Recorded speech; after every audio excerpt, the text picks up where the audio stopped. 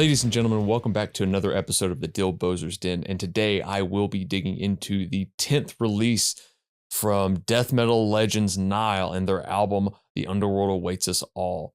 Nile, that formed in 1993, spent a few years in the trenches releasing demos, maybe releasing some EPs throughout that point. They finally signed to a label in around 1996 that ended up being bought out by Relapse Records, and then their debut album, Amongst the Catacombs of Nephren Ka, was pushed back and shelved for a while, and it wasn't released until 1998. So luckily Relapse did inevitably release that, and their ensuing 3 records after that, Black Seeds of Vengeance in 2000, and their Darkened Shrines in 2002, Annihilation of the Wicked in 2005. And during this time period, my young ass started seeing videos for tracks such as Sacrifice into Sebek, Execretion Text, Sarcophagus, which are from the Darkened Shrines and Annihilation of the Wicked records.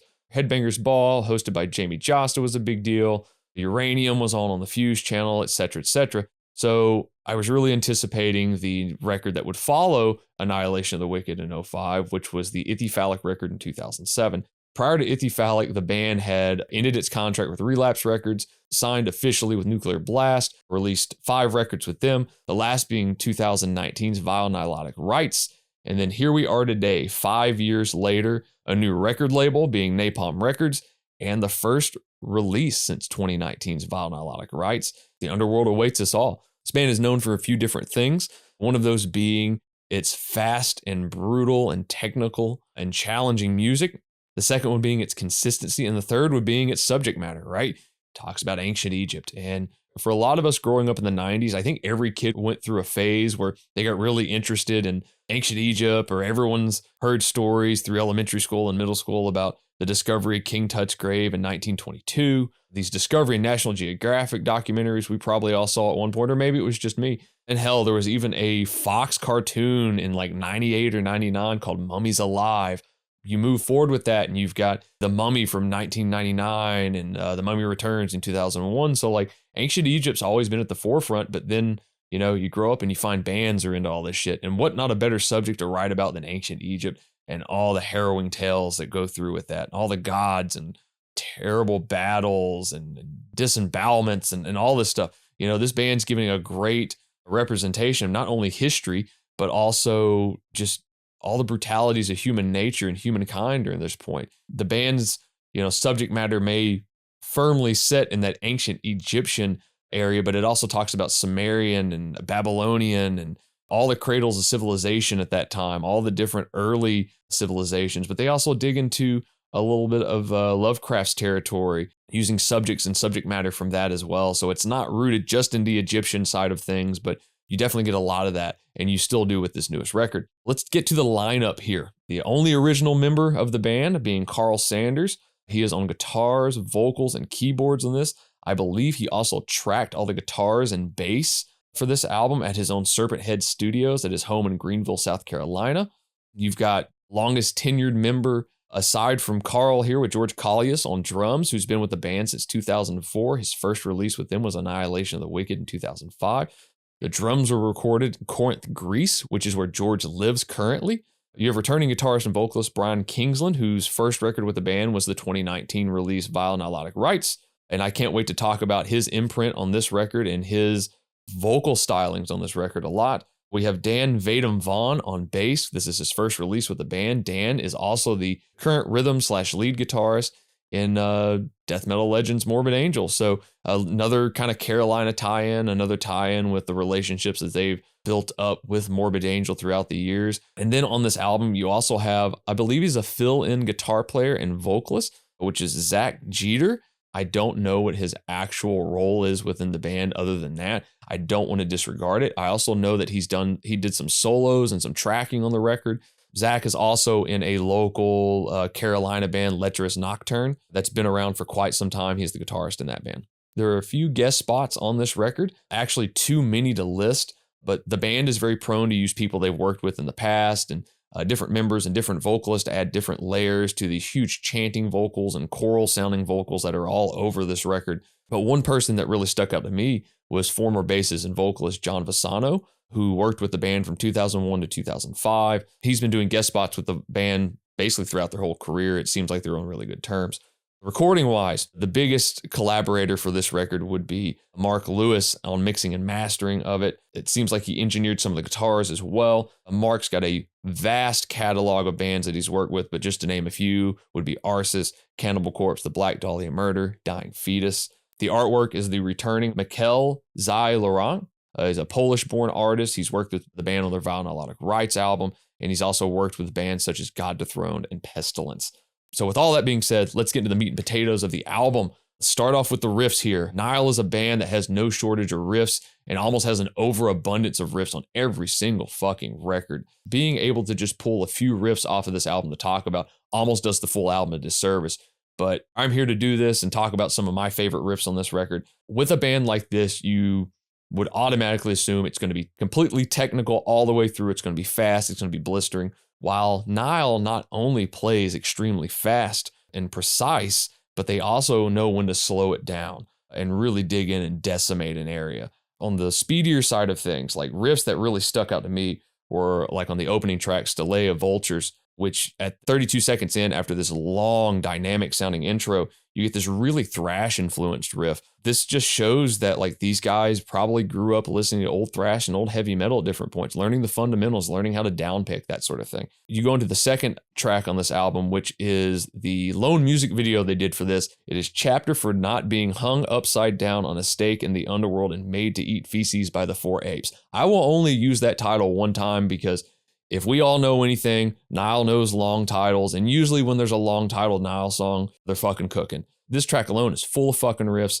At the minute and 21 second mark is one of the catchiest riffs to me on the whole record. And I work a job where in recent weeks I've been outside a lot and having to deal with different things. And this riff has been stuck in my head every single minute of every single day, and I keep coming back to it. We go to another track like Nogata 2, Enter the Golden Age at the 25 second mark, which starts almost like a lesson in downpicking, and it just gets used in different variations throughout the whole song. And it shows too that the band knows songwriting craft. They know when to play more riffs and when to just use the same riff and just adjust things around it. Sometimes the song is just based off 1 to 3 riffs. And Nile still does that while being extremely technical and proficient and all these different things. I mean, shit, we look at some of the transitions that this band does. Like they spend as much time on writing their riffs as they do the transitions to the next part.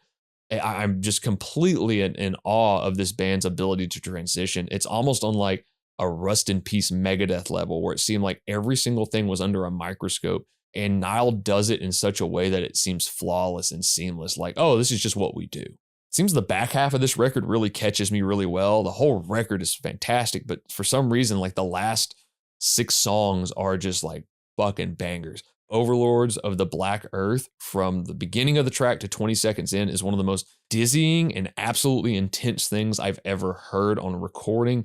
It makes me feel like all death metal should be like that. Just make it as intense as possible. As I mentioned, the band can do fast really well, but they can just open up the fucking pits of hell and just slowly push everybody in it. And the band knows how to decimate. The aforementioned Overlords of Black Earth at 2 minutes and 43 seconds in, just these huge fucking slow dirging parts. We go back to the opening track, Stele of Vultures, 248 to 258 in there again, just slowing it down, building those dynamics, knowing when to absolutely use that for live impact and help the song move. Doctrine of Last Things at 13 seconds in, that whole track alone is just a tribute to almost dirging doom and Black Sabbath, and I even get feels of Candlemass on this record. Then you go into True Gods of the Desert at 41 seconds in. This could be a track that could incite the most ignorant shit I've ever seen at a show, and wouldn't be far off from most hardcore bands writing a riff like this. But this is also a track and a riff that makes me think of Cannibal Corpse's Scourge of Iron, like one of those just grooving, decimating tracks. I think with Nile, we know about their technicality, their proficiency on writing, their speed. This thing is loaded with fucking solos. The instrumental track, Lament for the Destruction of Time, is basically just a solo shred fest. It's all over it. These aren't solos that are just like playing fast for the sake of playing fast.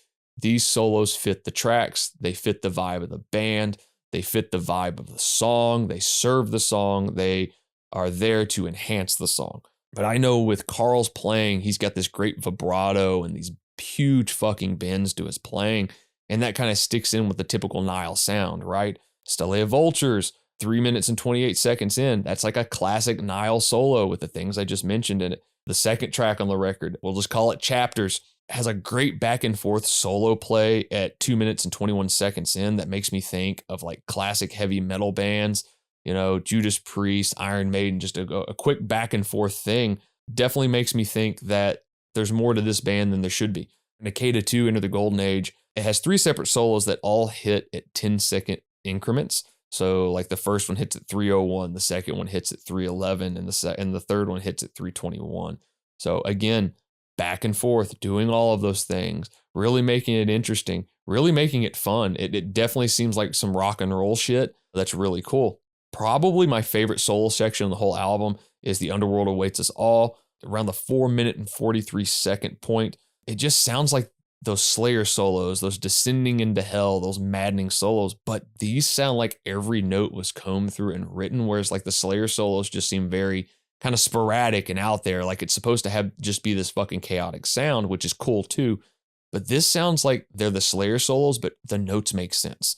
All the notes are in play. They're melodic in a very weird way as well. And some of the solos could even be considered riffs, and some of the riffs are so technical they could even be considered solos. Let's get to the drums. I could just hand you this record and go, just study it. Study the fucking drums. It needs to be studied. There are a lot of guys out there that are considered the top tier death metal drummers in the world. And I think George definitely should be in somebody's top 5, top 10, top 3, whatever it is. This guy is a madman. He's a monster behind the kit. He plays shit that I could only dream people could play. But just 3 tracks that really stand out for me with his drum performance: The Overlords of Black Earth, Under the Curse of One God, and Doctrine of Last Things. Those 3 tracks are just balls to the wall. Like, just how does he do it? I don't know how he does it. The fills, the different feel he has in his playing. A lot of people think that just because drums are on a death metal record that they're these mechanical monsters that maybe aren't going to have these different characters and sounds to them. But you can hear how different he sounds from like a Derek Roddy or a Paul Mazurkiewicz of Cannibal Corpse. You can hear how those guys all sound different and being vastly different drummers. So the bass playing on this record, I know Carl has mentioned that a lot of people have always shrugged Nile off. It's just a guitar band and they don't really know what they're doing when it comes to bass playing, because I know Carl's handled the bass on a few different records for the band throughout the years. To me, the band has bass players and has had really good bass players with them, and they've always played to serve the song. And when music is technically challenging as this music is, you kind of just want to be able to keep up and play maybe what the guitar players are generally playing and holding the fort down with the drums when the guitarists take a lead break. But this record has a couple spots in it where the bass actually cuts through really well. And Dan, primarily being a guitar player, is definitely playing more of a supporting role in this record, where he's just laying in, playing the riffs. And again, I like that about bass players from time to time. I don't need like some technically challenging shit all the time. There are bands that do that very well. But even if you look at like Alex Webster, Cannibal Corpse, he's not like going out and playing these crazy fucking lead lines all the time. He's serving the fucking song. He knows that band needs to sound like a fucking tank just dragging through. And Nile's no different. Just the tank's a little bit faster, I would say. But on Overlords of the Black Earth, kind of a drum and bass point where the drums and bass are really locking in, doing this old heavy metal kind of thing from the minute and 30 second mark to minute and 50 second mark. And it's just classic heavy metal. And I thought it was really cool how it stood out. There's this one section on there that's just classic heavy metal. The Underworld Awaits Us at 2 minutes and 23 seconds in. There's almost this Candlemask-esque part in there. And that you get to hear how fat sounding the bass is on this record. And you really get to feel the fundamentals of what bass should be doing in any type of music. You have a 2-vocal approach with this band with Brian and Carl. Brian's more of the raspy, screamy kind of vocals. And Carl has this almost crypt cough kind of vocal, like a mummy crawling out of the sarcophagus. I loved hearing the juxtaposition between both of them, like on tracks like Nakata 2, which is Brian and Carl are mixing really well and they blend in their different vocals. Brian really shines on that track a lot with just his range and how he approaches it. Then you look at Doctrine of Last Things, that's kind of Carl's vocal track to me. He stands out with this just disgusting and nasty sounding low vocals throughout there that you can almost like, they have this airy quality that's really fucking cool. It's all these just deep bellowing exhaled vocals. On True Gods of the Desert, that has my favorite vocal moment in the entire album. I'm assuming it's Brian. I hope it's Brian. I don't know if Carl does these high screams, but there is a scream from 5 minutes and 2 seconds in to 5 minutes and 17 seconds in that just goes higher and higher. Brian deserves all credit in the world for doing that, because that is a nasty, gnarly long scream on like a corpse grinder level of length there. That is such a crazy performance. So we've dug through the record, bass, drums, guitars, vocals, the whole nine. Let's get into the production side of things here. As I mentioned, the band has pretty much taken the helm on getting their own performances out of it. They've worked with different editors and engineers to get all that. But Mark Lewis's mix and mastering job on this is fucking great. He gets great tones out of it. He gets a good mix out of it. He's making sure that every instrument is heard on here. The guitars are loud and vibrant sounding. You can also hear every single note on there, from the lowest A string up to the high E string. The vocals are blended perfectly. They sound like natural performances. I don't hear anything that makes me question things, especially with this type of music. The drums are tight and focused. The bass cuts through extremely well. The mix and the mastering on this is absolutely perfect and absolutely flawless. And that's one highlight to this record, is it might be the best sounding Nile record I've heard. And I've listened to a lot of death metal records and all sorts of them. And sometimes I like records that sound a little bit more raw. And this sounds produced, but it doesn't sound overproduced. With all this being said, it's an absolutely fantastic album. I think Nile deserves their flowers at this point. A lot of bands get more hype. A lot of bands get more attention than Nile for whatever fucking reason. But I just think Nile consistently has put out some of the best death metal records in the last 25 to 30 years. They deserve to be treated the same way that a Cannibal Corpse is, a Death is, a Morbid Angel is. They deserve to be in that top 10, top 5 of death metal. They deserve every bit of it. This band has done nothing but create great records, a vibe. I mean, they're still out there. They're still touring. They're still consistent. They've had multiple member changes and they're still going through. If you haven't checked out a Nile record in quite some time, do yourself a service and check this thing out. It's a great record. It's technical without being way over the top. It's a journey. You can listen to this record over and over again and find new shit constantly. The band has outdone themselves on this one. As this being their 10th record, I couldn't find a better record to be number 10, their first double-digit record. That being said, Nile, The Underworld Awaits Us All. Check it out. Let us know what you think. Check us out on Twitter. Check us out on Instagram. We release a new episode of the Riff Worship Pod every single Wednesday. And until then, thank you guys.